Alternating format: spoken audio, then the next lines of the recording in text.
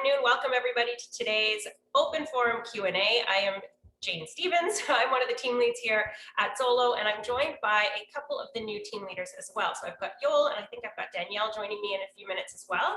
So I know that we just ended the phone skill session with Lisa Nash, so hopefully you guys were able to attend. You did some role playing. So that just ended, so I will give it a couple of minutes just so I can, admit everybody into the room.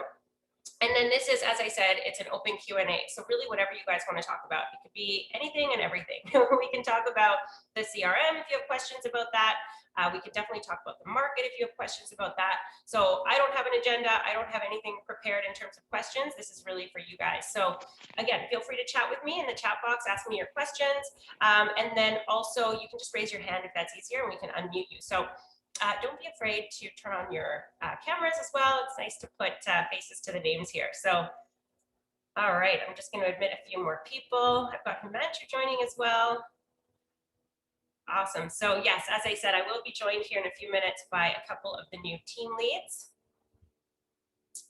and growth managers maybe. But as I said, yes, we just finished one session at exactly 12. So I'm just letting people in slowly here. Hello, Gil. Hello, Natalie. Nice to see your cameras on. Hi. Hello. And I've got Joel who's joining us. He's one of the new team leads. So Joel, if you want to unmute yourself. Himanshu as well. He's a team leader here at Zolo. And we can get the discussion started. So I already see some questions rolling in. So yeah, let's talk about it. Is the market slowing down for everyone? I'm finding this. Yeah, Natalie, whereabouts do you work? So kind of mainly in Toronto, maybe like in the High Park area, like Lakeshore. I do like a bit of investing in Hamilton myself. So yeah, just kind of seeing, even a lot of other agents are saying there's like a bit of a correction. And then I remember Lisa did a video not long ago just about things are not selling over ask as much. So I just wanted to know if you guys are getting that same experience in your neighborhoods. Yeah, I've noticed it as well. Definitely not as competitive as it was before, where we were seeing 30, 40, 50 offers on a property. I think I heard one agent say that there were 70 plus offers on a property he was writing an offer on for his buyers. So definitely not that kind of competition, but I am still noticing that things are still going for over ask. It's funny because I do see a shift, right? You see listing agents now putting a property on the market, with that reduced list price, hoping for multiple offers. And then you see after offer date that it didn't sell, and then they relist it at what the sellers are actually expecting. So I do see that shift. Agents are still trying to do that multiple offer situation, but again, it is resulting in multiple offers. But I think, yeah, now when it's priced properly, right? You're seeing a few offers, but that's about it. So yeah, and I'm sure the other team leaders here will share their experience in their markets as well. Maybe we should start off with some introductions, because this is the first Q&A that we do with some of you guys, just new team leaders here at Zolo. So first of all, welcome. Thanks for joining me today. And we'll start with Joel. Hello, my name's Joel Burstein. I've been doing real estate now for about 14 years. I did 8 years of pre-construction. So if anyone has any questions relating to pre-construction, I'm well versed there. And I recently joined as the rental team lead in June. So I've won some awards there for total transactions. So I have quite a bit of success with rentals. So if anyone has questions relating to that as well, I'd be more than happy to help. Awesome. Yeah, we always get questions about rentals. Yeah, it is so challenging. You just never know what landlords are looking for. So I'm sure we'll have questions come in on that. Sounds good. And Himanshu, hello. Hi, how are you? I'm good. Thanks for joining me today. Thank you so much. Hello, everyone. My name is Himanshu Sharma. I'm with Zolo for last 4 years now. And this is my first company. I became a realtor 4 years ago, and I'm one of the team lead at Zolo. And I like the company, like the atmosphere, and like my team, and like Jane. Yeah, she's so informative all the time. Thank you so much. Awesome. Thank you for joining me, Himanshu. And Danielle, good afternoon. How are you? You're muted there. I don't know if your mic works. Just if you want to go ahead and say hello, introduce Oh, yourself. there we go. Hello. Hi. I've been flipping between screens here, so I'm losing track of what meeting I'm in.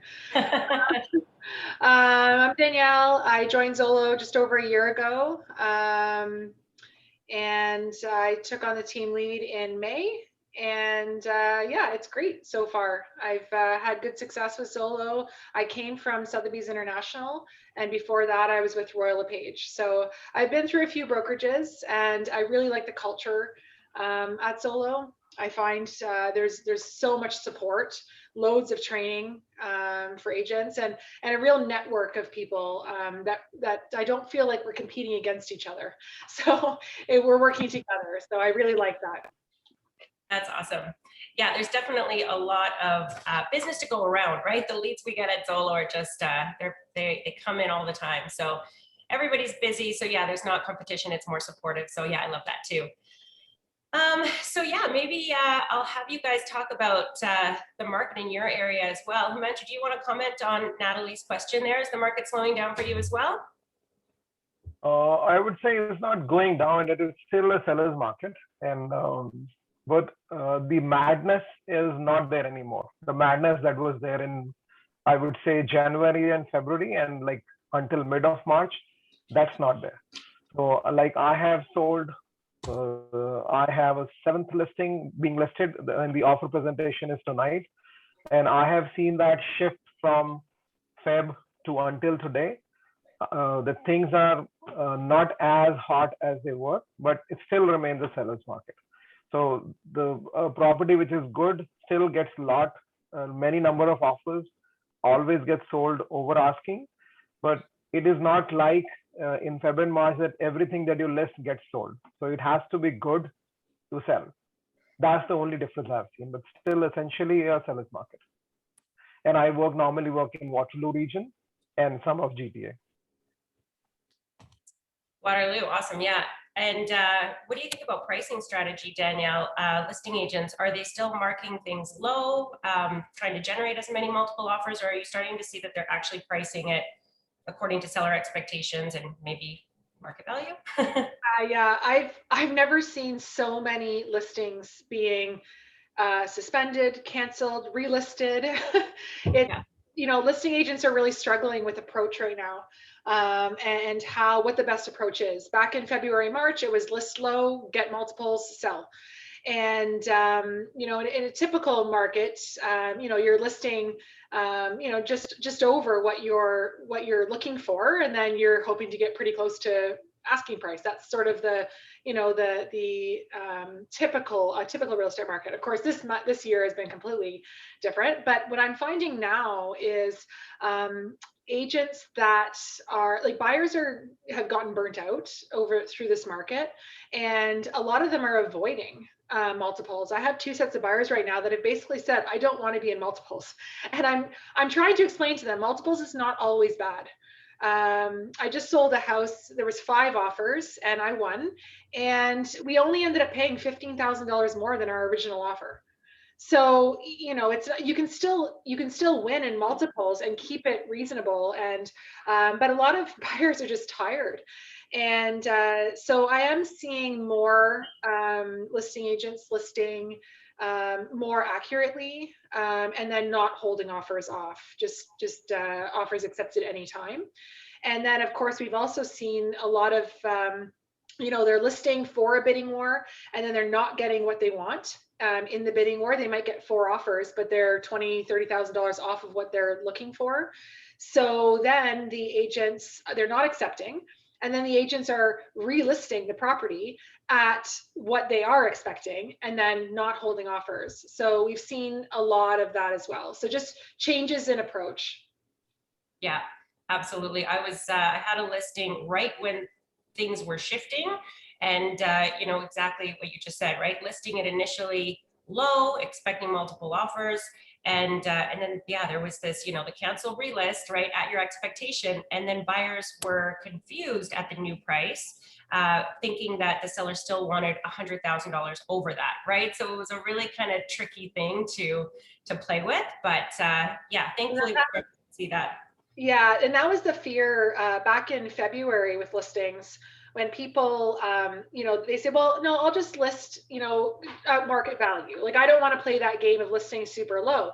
But then the fear was buyers had it in their heads that they were going to pay 100,000 over asking.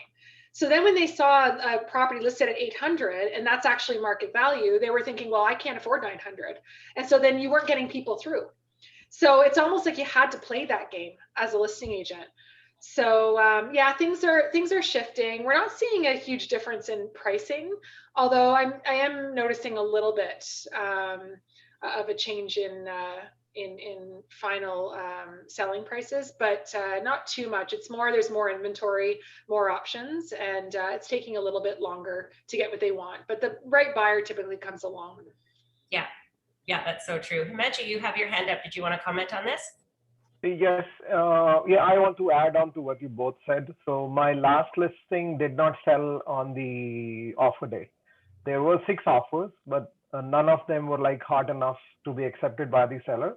And the seller said, I don't want to sell, there were 2 pretty good offers, firm offers. And we ended up listing it at the realistic price the next day. But it got sold the very next day also. But then it did not sell on the offer day. And the same thing happened with the listing prior to that. There were no offers on the offer day. And it took 1 more week to sell the listing. But it went on a good price. So the prices are not going down as such, but there is not huge competition. That's all. Yeah. So what would you suggest if somebody has a listing coming up? Those realtor remarks that say offer date next week, but accepting preemptives. Would you recommend that? Yeah. So so I'm putting the same thing now for my last 3 listings. I added an offer date, but also a preemptive. Okay. So that if there are some people who don't want to bid, they are actually tired of bidding and they're tired of losing. So some people actually want to bid before the bidding day. So I've been writing in my listings that we can look at preemptive offers with a 24 hours notice. So give a chance to people who don't want to bid at all. Yeah, Yoel, go ahead. Yeah, the one thing I would add too would be just to properly assess the price that you estimated that it will go for to set up your buyer's expectations properly. Have a good look at the comparables in the area, the recent comparables, and come up with a good estimate. And that way they don't get set up for too many disappointments moving forward if there is scenario where there are multiple representations in that particular area. Yeah, it's such a great point. It's all about expectations, preparing your buyers, preparing your sellers. Yeah, great point there. We do have some questions coming in. I'll actually ask this out of order. So we have a $1 million question here. What is the secret to your success? Is it your marketing, script, network? Where are you getting most of your closed deals? So I'll just throw that out there. Let me know who wants to answer that one. I'll speak up on that one. It was funny. I just joined Lisa Nash's just for the last 20 minutes there of the scripts because I've admittedly never done any professional real estate coaching or training. I have a legal background, so the transition was fairly easy for me in terms of the paperwork aspect of things and the contract law. So that was a bonus, and I had never been in sales, so I didn't really know how that was going to go. But what I figured out very quickly is that soft skills are super important, and you often can't teach them.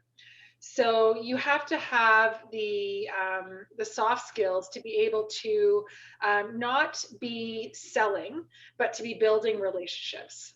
And I think that's the real key, is to not go into real estate focused on the dollar sign and the commissions to be earned. You have to focus on building relationships with clients, and then the success comes with that. So the script that Lisa was using was really good. And what I figured out is that I pretty much follow that script naturally. So all the same questions I have in the conversation. So that script, if you joined that, it is very good to generally follow that, because it does help build that relationship. And you're a problem solver as a realtor. You have to listen, you have to learn You know, what are your clients' needs and wants and problems, and then help them solve them. So I would say that's really the key. And to be honest, since I've joined Zolo, a good percentage of my closings have come from Zolo. So I've had really good luck with Zolo leads. So and if I can do it, anybody can do it. So you just have to stay, you know, really close to your leads. Keep following up. You know, I've gotten better at navigating through all the leads, because of course we get a lot, and they're not always you know, good leads. And early on with Zolo, I did waste a lot of time constantly following up on leads that weren't going anywhere. So I've gotten better at that. But no, Zolo's leads are, I mean, in my book, they're very good quality. A lot of them are very good quality, and it's turned into quite a bit of success. Yeah, definitely. You have to sift through them, as with any kind of lead gen source, right? They're not all going to be 100% conversions. So yeah, no, definitely the Zolo leads work. Praveen, go ahead. You've got your hand up. Yeah, no, a few points. I think I wanted to just touch on that regarding pricing.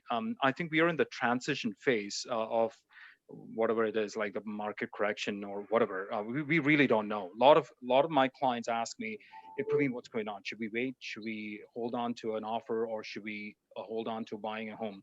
Like really, we don't have a clear picture, because pre-COVID, and that's exactly what happened, right? And things just went out of the roof. With experience in listing, what I tell my clients is that I give a range, and I comparables, as you all said, very important. But funny enough, I think Daniela would you know, vouch me on that, because we had a very similar property listed and buying. She was a buyer side, from the buyer side, and I was from the selling side. The clients were nasty. I mean, in the sense, they kept asking me, what's going on? Like, my house is the best house in town.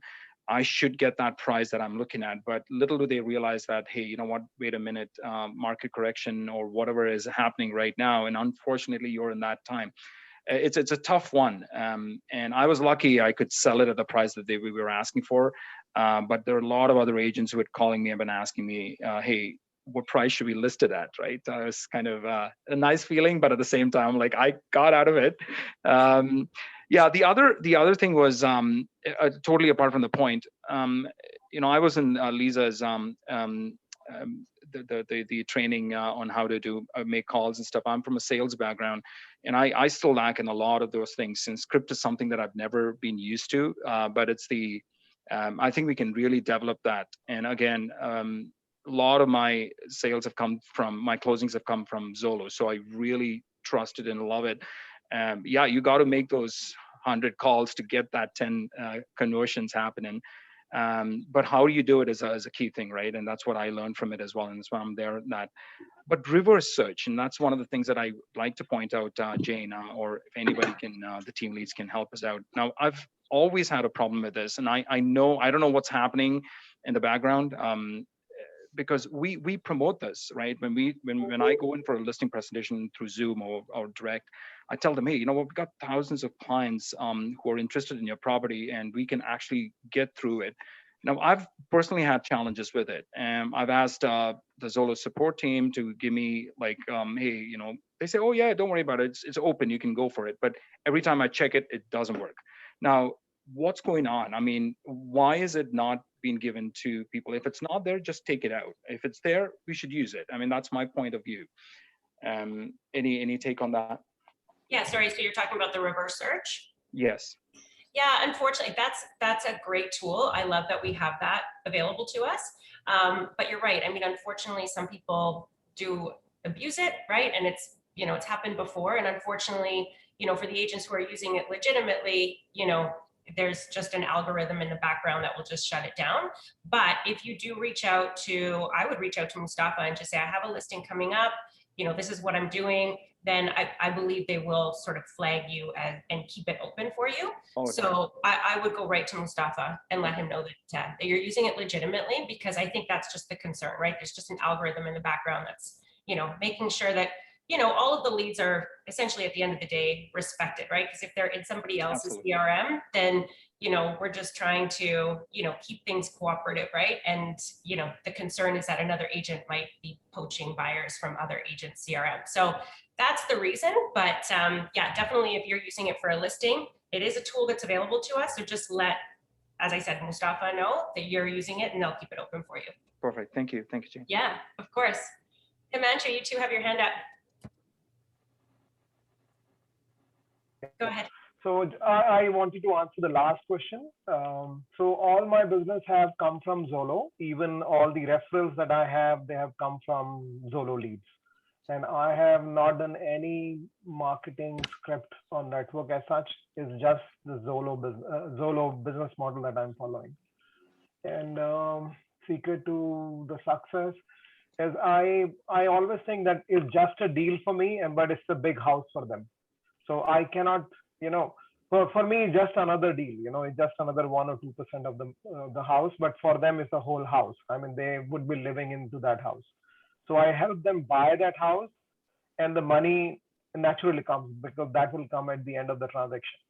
So I focus more on getting them a house. I never ask them to put an offer. I never tell them this house is good.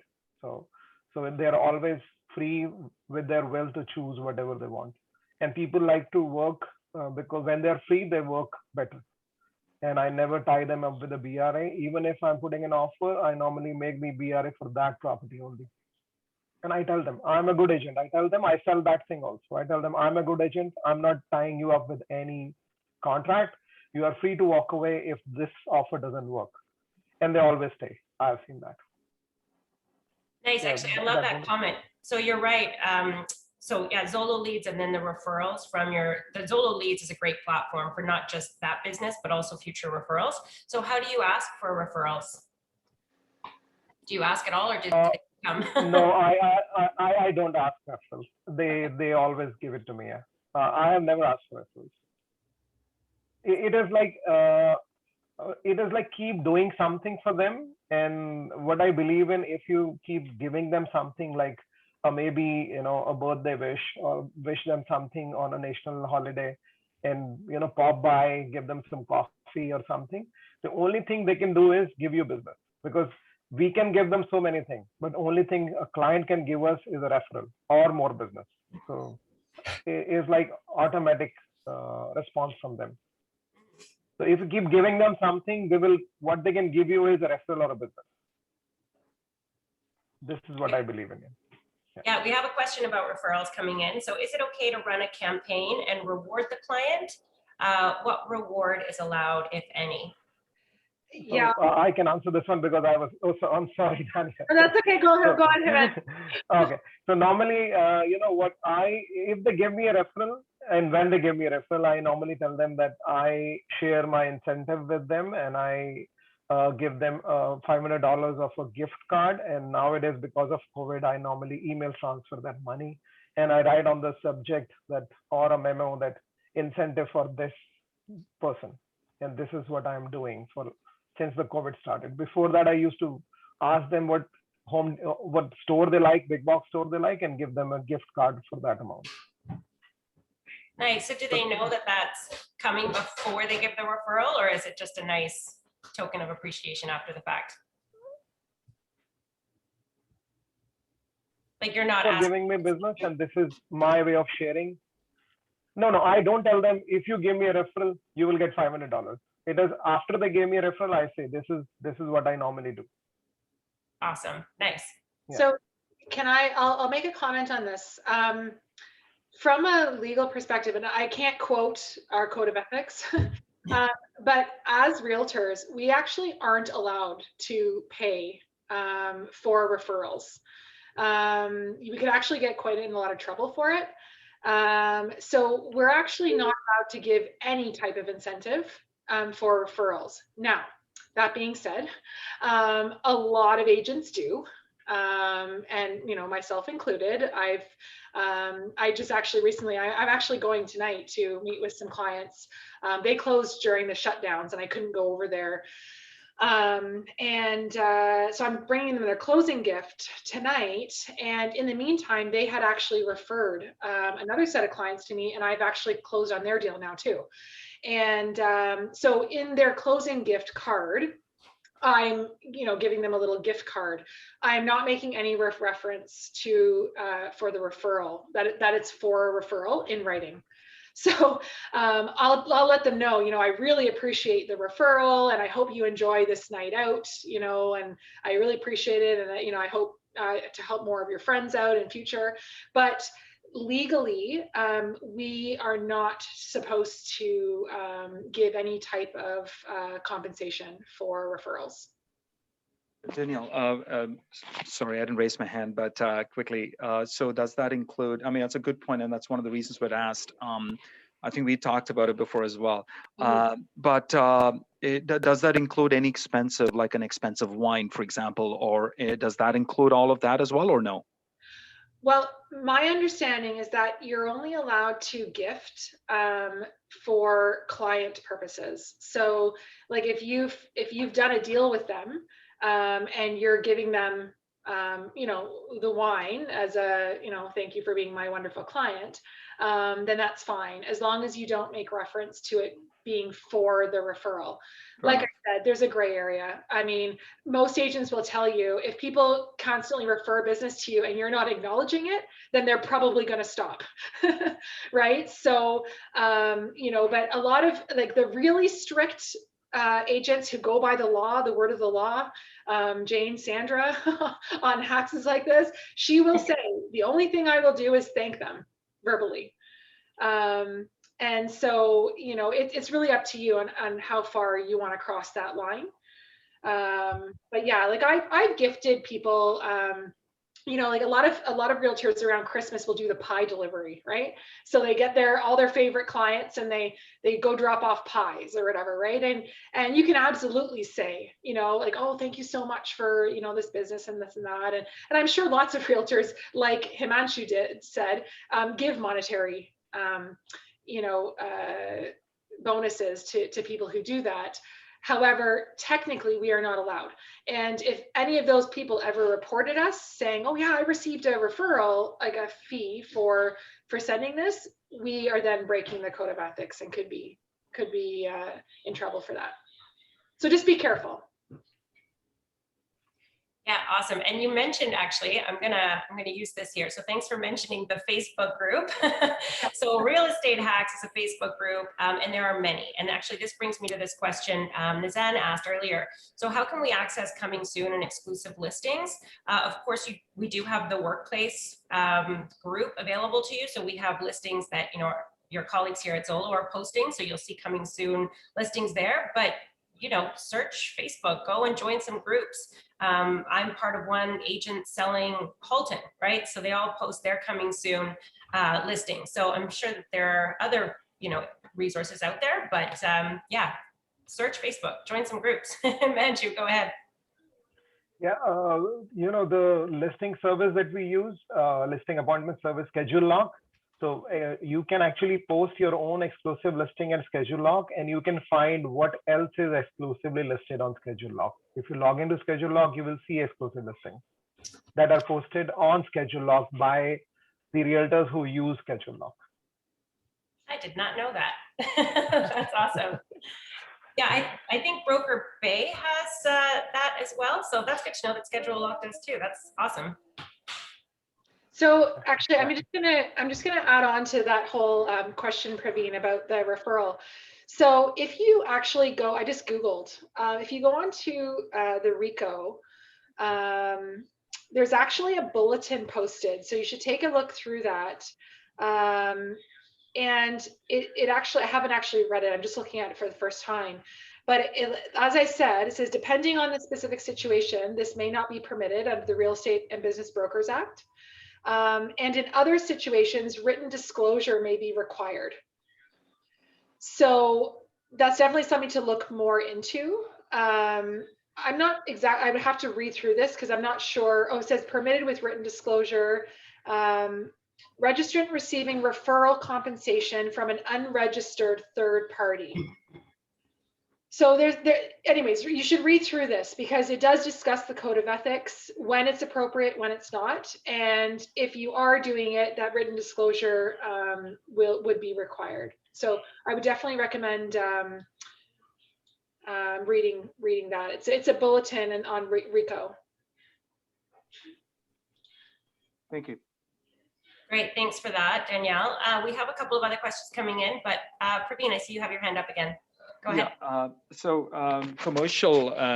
commercial leads. I see that my commercial leads, even though it's on, I'm not getting much. I like commercial leads once in a while, but not all the time.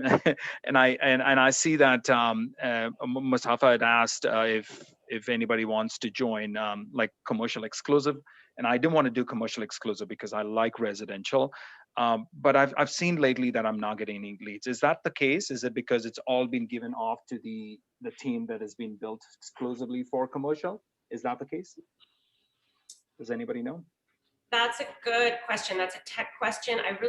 I don't think so. I think if you have your commercial leads on, if you have both leads on, buyer leads, and this works the same, lease leads, buyer leads, commercial leads, if you have them all on, you should be receiving all of those. It just might be the timing of what's coming in and when you're up to receive a lead.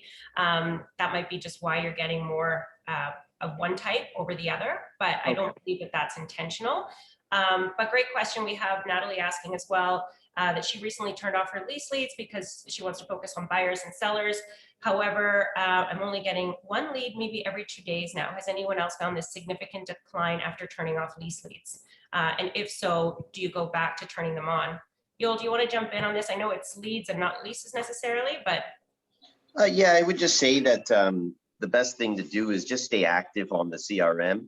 I know that if you're not responding appropriately, sometimes the leads may be slowing down sometimes. So pay particular attention to the details. Make sure you're updating your CRM and stay on top of it. And it doesn't hurt to follow up with the past clients and making notes and putting things into the CRM so that way it does stay active. But generally you will be receiving more than that quantity. So just double check that, I guess the numbers on the back end are okay. And you can always double check with your manager because they'll have the data. Yeah, awesome, thank you. And Himanshu, your hand is up, go ahead.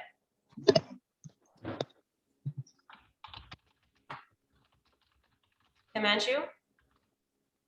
I think I just already shared. It was my last hand up. I think so. Yeah. Okay. All right. Well, there's a comment from Aman in the chat. So going back to the referral discussion. So he says, as long as you do written disclosure for referral, it's allowed. So I actually no, yeah. So that's actually not accurate. So there's two different types of referrals we're talking about. Referrals between agents is allowed. So when you say, like when you're using form 641, which is a referral form, and I'm referring a client to Praveen, then yes, a referral fee can be paid. That is very different than a referral from a client. So if you look at this bulletin, you can read, and it's very, very plainly states, giving, is the recipient a registrant? And if the recipient is not a registrant, okay, so if the recipient is not a real estate agent, if it's your client, a referral cannot be paid, period. So that's to make it clear, there's two different types of referrals you're talking about here. Okay, perfect. That's pretty clear. Thanks, Danielle. Yeah. So yeah, let me know if you guys have other questions. Yeah, leads. I know that that's always a topic for conversation. So we do have the Realtor support email now. So if you find that your leads have slowed down for whatever reason, just reach out to Realtor support. One thing that we've discussed before on these open Q&A sessions that maybe not everyone is aware of is the fact that we are able to boost your leads in the back end. So that's something that Realtor support can do for you. So once you have done a transaction, there's a boost button that's available in the CRM. So it's in the back end, you don't see it on your end, but we can boost your leads right after you've done any kind of deal, that's when it's usually available. And then you're not allowed to do another boost for 6 weeks. So even if you have another deal the following week, you wouldn't be able to boost your leads for another 6 weeks. So just know that that's there. So if you are experiencing a slowdown with your leads, reach out to Realtor support and ask them if boost is available to you, and they can boost your leads to increase that. Also, adding neighborhoods sometimes is a good way to increase that lead flow. So yeah, just reach out. Any other ways to maybe increase leads coming in? Yoel, do you have any other ideas or? Really, you know, the other point is, like, at the end of the day, I wouldn't necessarily say that turning off lease leads is always a good idea, especially if you're finding that you don't get enough leads, because those lease leads aren't always lease leads. So just to keep an open mind, just because someone's looking for a rental property doesn't mean that they're not planning on buying in the years to come, or that they may be looking to buy as well now. It's not the first time that I would have done a deal off of a lease lead, and sometimes, especially when they're disclosing the application to you, you can find out quite quickly the eligibility of their capability of buying a home. And so when you make a note of it, you know, you can definitely evolve your client base by not avoiding lease leads just because of the pay. So that's something I would definitely say. It wouldn't be a bad idea to leave lease leads on. I would have to agree with that, Yoel. I've had two, I don't do a lot of leases, but I've had 2 leases through Zolo that are turning into buyers. Yeah, especially when you're really focused and honing in on the conversion, it makes it a lot more apparent, because you start to focus your attention on the future plans for those clients that you're dealing with. And if you know that they're kind of in the borderline, because I've had clients with a lot of money, and often they're required to disclose even bank account information in order for them to get certain properties for rent. And at that stage, once you finalize with them, you can easily find out their future plan, especially if you did a good job with the rental. And often, you know, most people's objectives are to own a home one day. So you could quickly kind of tie that lead in and make sure you put it in your calendar, make sure you do your follow-up. And more than likely, if that's what you're doing consistently, you will get more, you know, sales, unquestionably. So yeah, definitely. I don't know about everybody else, but my experience with leases on Zolo has been a very high percentage of them have actually been newcomers to Canada. And newcomers to Canada typically buy within 2 years of moving to Canada. So so then that's exactly what's happening. One came from the States, one came from Egypt, and they will be buying. So I love working with new immigrants. So So Yoel and Daniel, you know, I totally agree with this as well, but at the same time, also disagree, because I've been pounded with lease leads, and if we have the option, I think I'm okay to say this, because there are not many people in here, because I know there are some lease gurus in our team and they would swear by it completely. But my experience has been, I've been running around like a mad dog the initial time when I started off, and I was exhausted within a week. So if Zolo had an option of limiting lease to a certain area, I think then it would have been a good option. Again, not against lease leads, but I know it'll be pounded. I can vouch for you on that, because there's another friend of mine that a colleague of mine at Zolo, who we work very closely with leases and everything, and he was on the same opinion as well. Take lease leads, you know, they'll buy in. When you say you were hounded, what would you say? Let's say you got 10 calls in.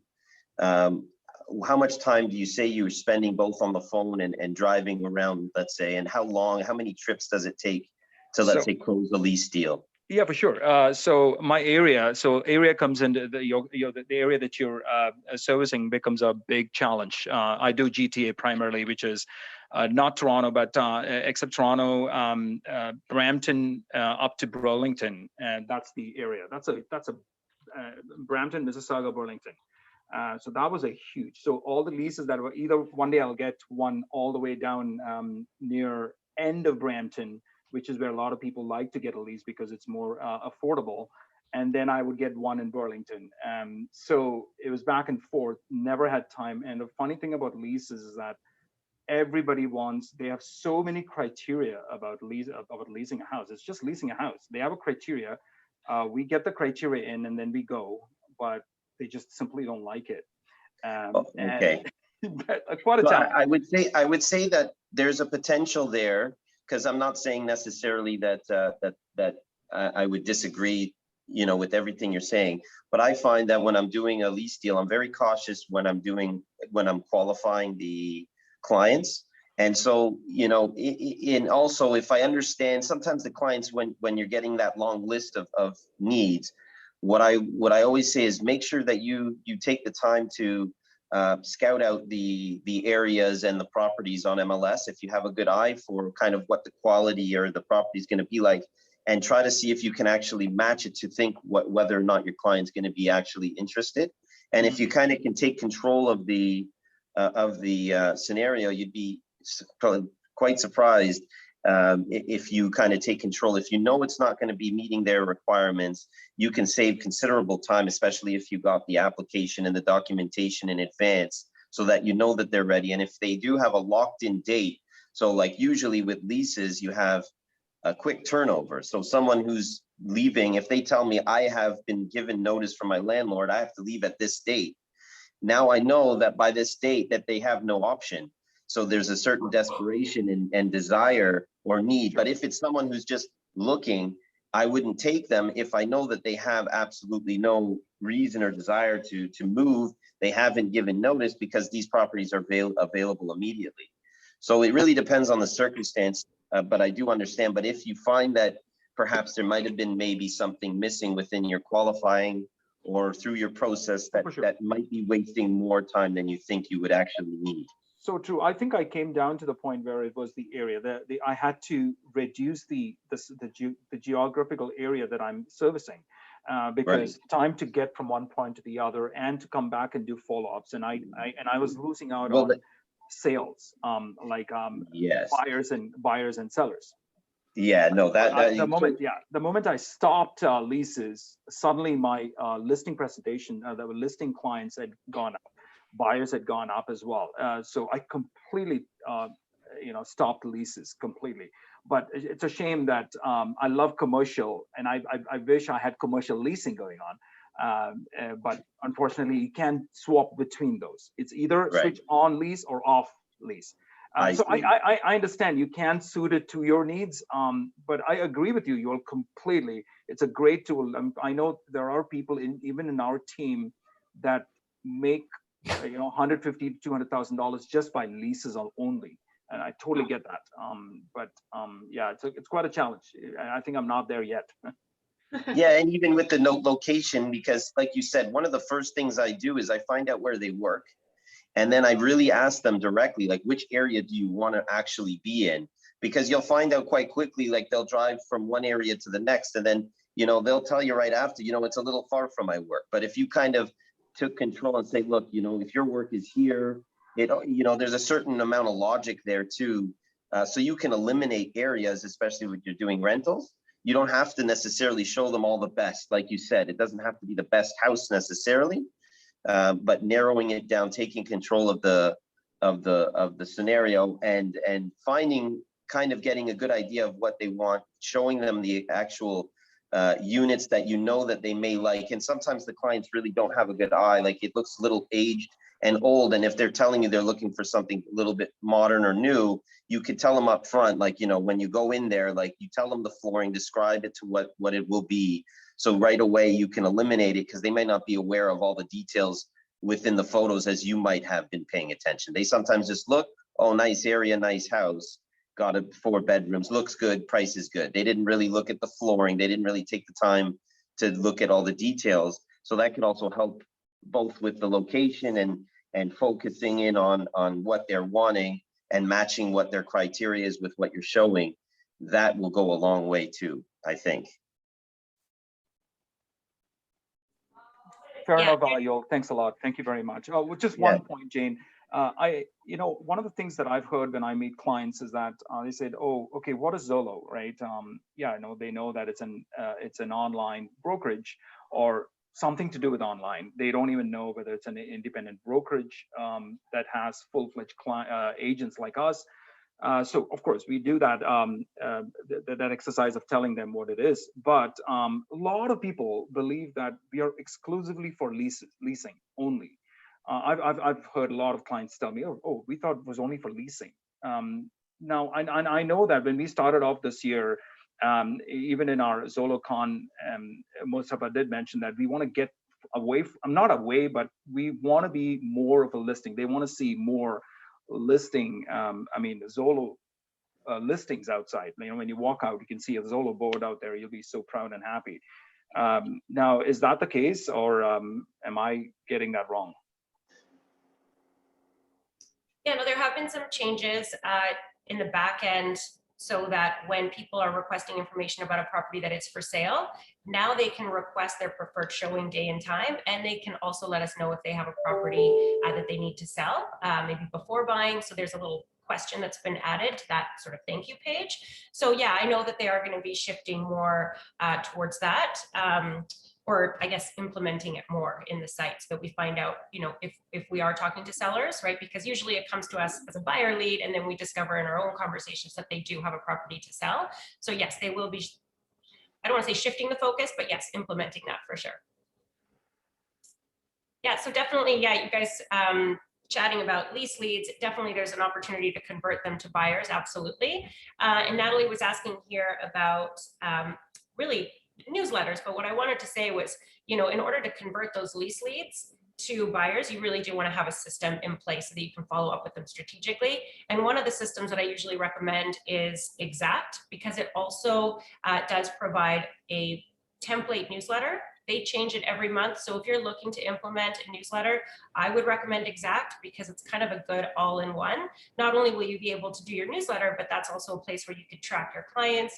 You can set up drip campaigns so that, they're kind of systematically being touched, right? Without you really having to think about it or add to your task list. But yes, it does have the newsletter capability. So I would suggest instead of, I think it's $30 or whatever it is for MailChimp, depending on how big your database is, spend those $30 on Exact and you have an all-in-one system. And I believe that if you haven't used them before, I think they have a 6-month trial, so for free. So that gives you some time to kind of ramp up some business and justify the cost of it. But I would suggest that as a newsletter platform. To Jane's point, I use Exact Contact as well for my independent CRM, and I have my monthly newsletter set up, so it goes out at the beginning of every month automatically. Very little to do with it, which is great. And then I have all my clients in there, and I'm still learning how to use all the tools in Exact. Eventually, I want it to basically manage my business, so I log on in the morning and I can look exactly at my list of things to do. But it has really neat features as well. Like you can put in a closing date for clients, and then you can check off that you want to send them a note on the 1-year anniversary. So, it sounds like you're really on top of things, but really you're just inputting this at the beginning and it's doing it for you. So yeah, that's great. And if you get a referral from somebody, I've already had 3 agents on my team get Exact now. And if you get a referral from somebody who's already with Exact, both of you get a bonus, like 2 months free or something. So yeah, make sure you say that you're being referred by somebody. Yeah, it's a great system, and it's I like to recommend things that are free or pretty cost effective, and that is definitely one of them. Some CRMs are thousands of dollars, but even the pricier ones, hundreds of dollars, you don't need to be spending. This one's cheap and cheerful. And you had some other questions as well. When do you find your business is the busiest? What season? I'm noticing summer is slowing down and January, spring was quite busy. When do you guys like to take your vacation time strategically for slower business season? Well, vacation, what is that? Actually, if we're talking about being busy, just book a vacation, and that's when all of your leads will come out of the woodwork and want to do a deal. So book vacation all the time, basically.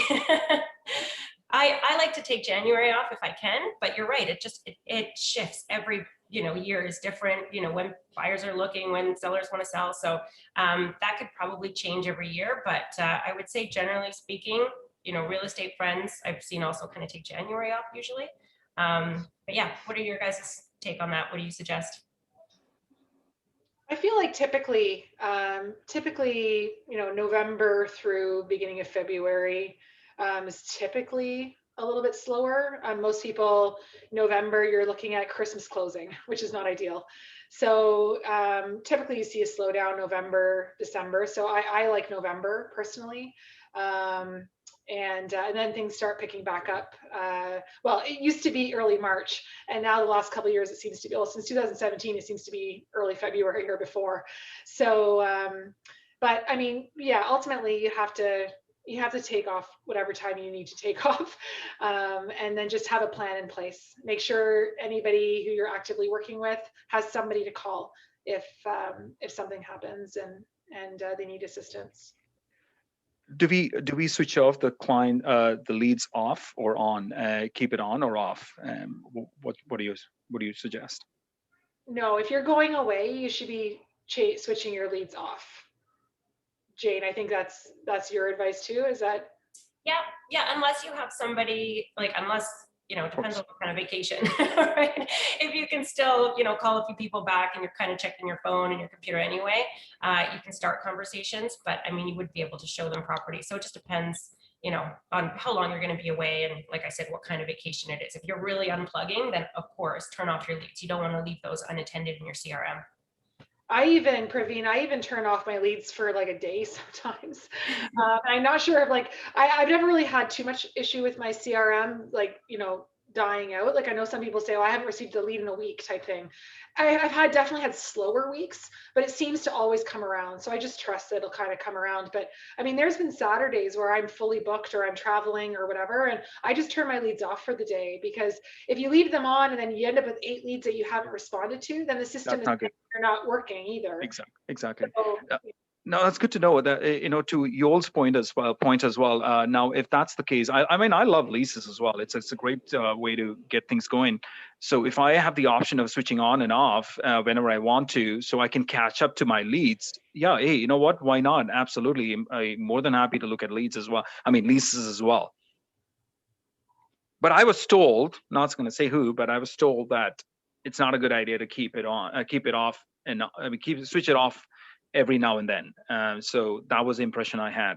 So yeah, I had that impression early on too, but then I got to a point where, I mean, like everybody will know in this business, there's ebbs and flows, and sometimes it just becomes like too much. And in March, that hit me. I was super busy February, March. I had like almost too many buyers on the go. It was just like chaos. And I was finding I was burning out.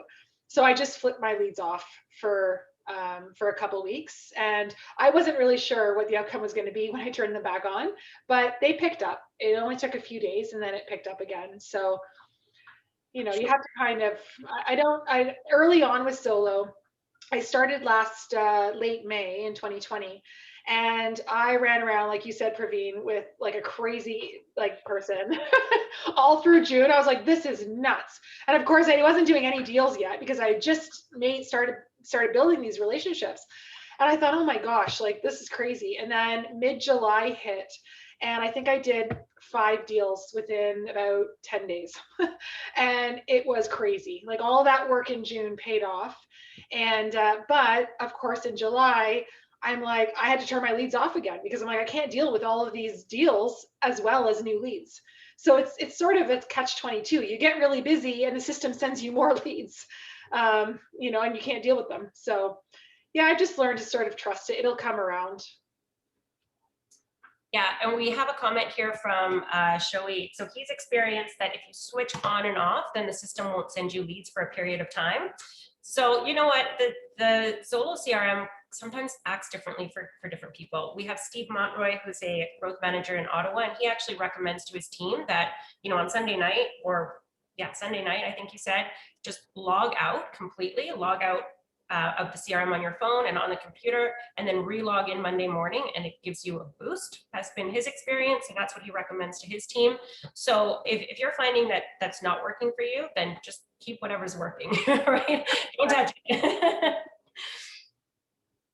Yeah, awesome. All right, so we'll just, we've got about 5 minutes here. I know there was another question that I skipped, Natalie, about a commercial experience. So Kevin Ali, actually, so he's our managing broker, as you guys know, and he's also the head of our commercial department. He did send out an email a while ago saying that if you were interested in commercial, to please let him know, because I think he's going to be putting together a training program. So, you know, lasting probably several weeks, so you can sign up for the 4-week course or 6-week course, whatever it's going to be.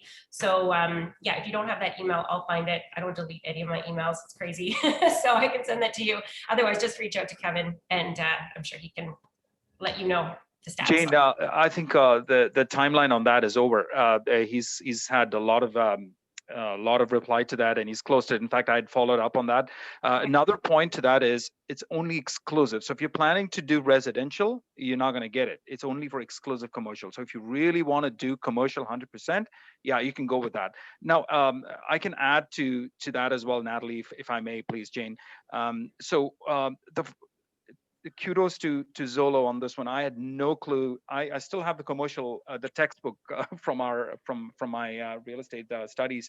I just skimmed through it initially and just passed, but I had a lot of interest. So I would totally suggest to keep your leases on and wait for that one commercial lease lead to come.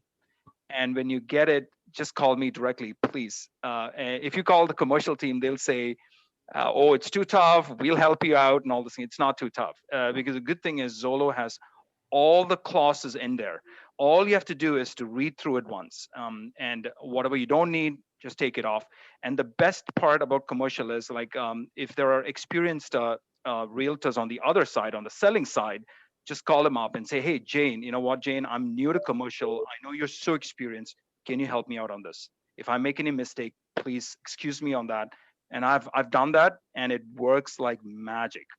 Okay, all you have to be genuine. You just have to be. You can tell them that you're stupid, you don't know. I'm working on it, and they'll help you. I just finished a commercial deal sale, and I did the same thing. And the guy was so experienced. In fact, I picked a lot of those mistakes that he had done, and I politely told him, "Is that how you do it?" And he said, "Oh shoot, Praveen, I'm so sorry. You caught it. That's very nice. You know, it works." Awesome. I had the same experience, Praveen. I don't do commercial either, but I did do a commercial lease last October, and I just connected with this guy. It just was a good relationship. So I thought, okay, what the heck, I'm gonna give it a go. And I did the exact same thing.